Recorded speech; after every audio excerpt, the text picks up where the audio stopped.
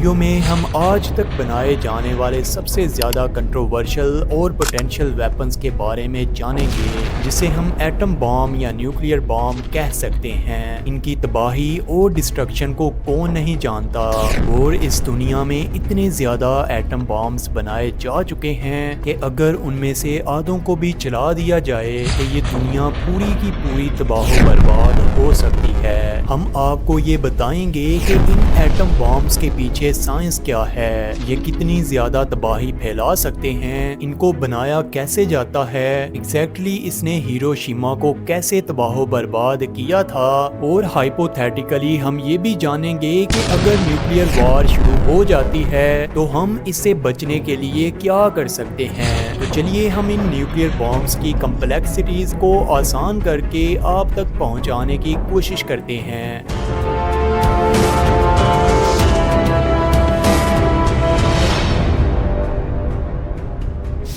سب سے پہلے ہم یہ جانیں گے کہ ایک نیوکلیئر ویپن ہوتا کیا ہے۔ نیوکلیئر ویپنز ایسے ڈیوائس ہوتے ہیں جو کہ نیوکلیئر ری ایکشنز کے ذریعے انرجی جنریٹ کر کے بہت زیادہ تباہی پھیلاتے ہیں۔ ان نیوکلیئر ویپنز کی پرائمری دو ٹائپس ہوتی ہیں۔ پہلی ٹائپ میں نیوکلیئر یا ایٹم بامز آتے ہیں جو کہ اٹامک نیوکلیائی کے ٹوٹ جانے کی وجہ سے انرجی ریلیز کرتے ہیں۔ دوسری ٹائپ میں ہائیڈروجن بامز شامل ہیں جو کہ ایٹم بام کے بالکل اپوزٹ اٹامک نیوکلیائی کے ملنے یعنی فیوژن کے بعد انرجی ریلیز کرتے ہیں، اور اس کے بعد یہ فیشن ری ایکشن آپریٹ کر دیتے ہیں۔ دونوں ہی طرح کے بامز ہیوج اماؤنٹ میں انرجی کو ریلیز کرتے ہیں، حالانکہ یہ میٹر کی بہت ہی تھوڑی اماؤنٹ کو کنزیوم کرتے ہیں۔ اب آپ یہ جانیں کہ کیسے سب سے پہلے ہیروشیما اور ناگاساکی پر نیوکلیئر ویپنز کا یوز کیا گیا تھا۔ 6 اگست 1945 میں یو ایس ایئر فورس نے گن ٹائپ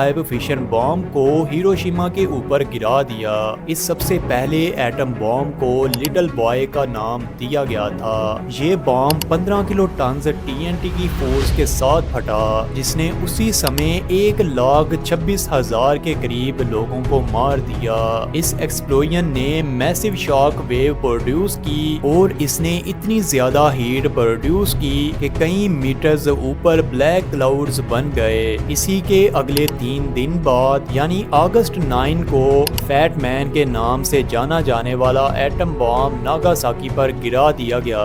یہ ہیروشیما پر گرائے جانے والے ایٹم بام سے بھی زیادہ خطرناک تھا، اور اس میں 21 کلو ٹنز ٹی این ٹی کا یوز کیا گیا تھا، اور اس نے 80,000 کے قریب لوگوں کی جان لے لی۔ یہ دونوں سیریز بہت ہی زیادہ بری طرح افیکٹ ہوئے تھے، اور کچھ بچ جانے والے لوگوں کی سکن پوری طرح ڈیمیج ہو چکی تھی، اور کچھ کو تو کینسر جیسی بیماریاں بھی لگ گئیں۔ آپ نے یہ تو جانا کہ یہ ایٹم بامز کتنے خطرناک ہوتے ہیں، لیکن اب ہم اس پر روشنی ڈالتے ہیں کہ آخر ان کو بنایا کیسے جاتا ہے۔ ایٹم بامز کو بنانے کا پروسیس بہت ہی زیادہ کمپلیکس اور ٹیکنیکل ہوتا ہے، لیکن ہم نے اسے آپ کے لیے سمپلیفائی کیا ہوا ہے۔ ایٹم بام کی کور کے اندر فیشل مٹیریل یوز کیا جاتا ہے جو کہ زیادہ تر یورینیم 235 یا پھر پلوٹونیم 239 ہوتا ہے، کیونکہ یہ دو مٹیریلز نیوکلیئر ری ایکشن کو بڑے اچھے سے پرفارم کر سکتے ہیں۔ بام کی ڈیزائننگ میں یہ انشور کیا جاتا ہے کہ فیشل مٹیریل سپر کریٹیکل ماس تک پہنچ جائے، کیونکہ سپر کریٹیکل میس وہ پوائنٹ ہوتا ہے جب چین ری ایکشن سیلف سسٹینیبل ہو جاتا ہے۔ اس کے بعد جب نیوکلیئر ویپن کو گرایا جاتا ہے تو اس میں ڈیٹونیشن میکانزم کا یوز کیا جاتا ہے، اور اس پرپس کے لیے سائنٹسٹ اس میں پریسائز ٹائمنگ ڈیوائسز یوز کرتے ہیں۔ نیوکلیئر بام کو